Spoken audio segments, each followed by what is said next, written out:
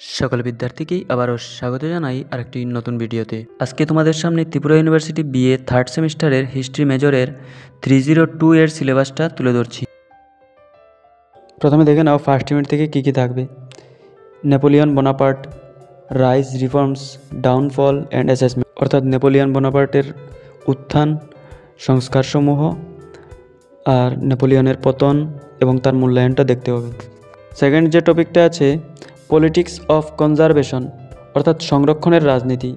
এখান থেকে Congress of Vienna এবং মেটারনিক সিস্টেম এই দুইটি দেখতে হবে, অর্থাৎ ভিয়েনা সম্মেলনের নীতি, উদ্দেশ্য, কার্যাবলী এবং মেটারনিক ব্যবস্থা এগুলি দেখতে হবে।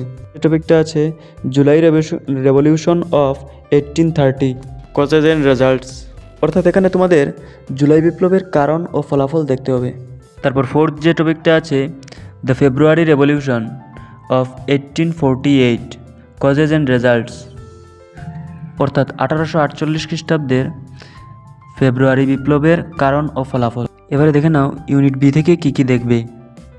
Nationalism in Europe, unification of Italy, Mazzini, Garibaldi, Cavour, unification of Germany, rule of Bismarck, his diplomacy till 1890, অর্থাৎ ইউরোপে জাতীয়তাবাদ, ইতালির ঐক্য আন্দোলনে জোসেফ মাৎসিনি, গ্যারিবল্ডি এবং কাবুরের ভূমিকা, এবং জার্মানির ঐক্য আন্দোলনে বিসমার্কের ভূমিকা অ্যান্ড হিজ ডিপ্লোমেসি, অর্থাৎ তিনি যে কূটনীতি অবলম্বন করেছিলেন সেগুলি দেখতে হবে।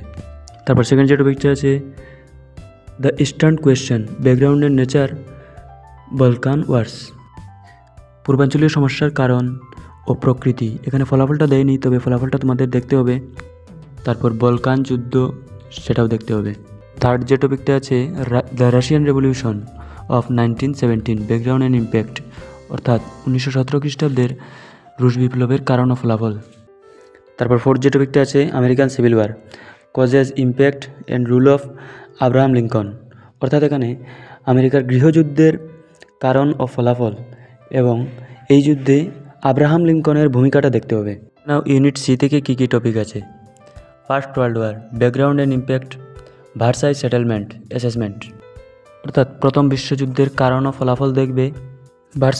ভার্সাই সন্ধির শর্তাবলী এবং এর পক্ষে বিপক্ষে যুক্তি এগুলি তোমরা দেখবে।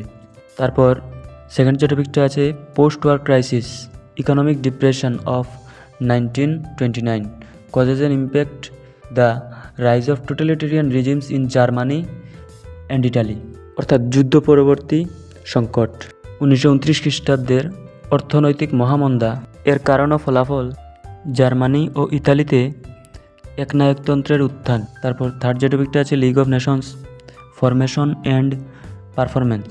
এখানে ফেইলারটা দেয়নি, তবে তোমাদেরকে ফেইলারটা দেখতে হবে, অর্থাৎ জাতিসংঘের গঠন ও কার্যাবলী। ফোর্থ যে টপিকটা আছে origins and impact of second world war, অর্থাৎ দ্বিতীয় বিশ্বযুদ্ধের কারণ ও ফলাফল। এবারে দেখে নাও ইউনিট ডি থেকে কী কী দেখবে। Industrialisation in Europe, difference between England and the continent, অর্থাৎ ইউরোপে শিল্পায়ন দেখতে হবে, সাথে মহাদেশীয় শিল্পায়নের সাথে ইংল্যান্ডের শিল্পায়নের পার্থক্য দেখতে হবে। সেকেন্ড যে টপিকটা আছে ইউটোপিয়ান অ্যান্ড মার্ক্সিয়ান সোশিয়ালিজম, অর্থাৎ কাল্পনিক সমাজতন্ত্রবাদ বা আদি সমাজতন্ত্রবাদ এবং মার্ক্সীয় সমাজতন্ত্রবাদ বা বৈজ্ঞানিক সমাজতন্ত্রবাদ। তারপর থার্ড যে টপিকটা আছে rise of working class and working class movement, অর্থাৎ শ্রমজীবী শ্রেণীর উত্থান এবং শ্রমজীবী আন্দোলন। এই শ্রমজীবী আন্দোলনের মধ্যে তোমাদেরকে কয়েকটি গুরুত্বপূর্ণ আন্দোলন দেখতে হবে, যেমন লুডাইট আন্দোলন, চার্টিস্ট আন্দোলন এবং পিটারলুর হত্যাকাণ্ড। তারপর ফোর্থ ইউনিট থেকে যে টপিকটা আছে rise of new imperialism, causes, scramble of Africa, অর্থাৎ নব্য সাম্রাজ্যবাদের উত্থানের কারণ এবং আফ্রিকা ব্যবচ্ছেদ, অর্থাৎ আফ্রিকা ব্যবচ্ছেদের কারণ ও ফলাফল, বৈশিষ্ট্য এগুলি দেখতে হবে।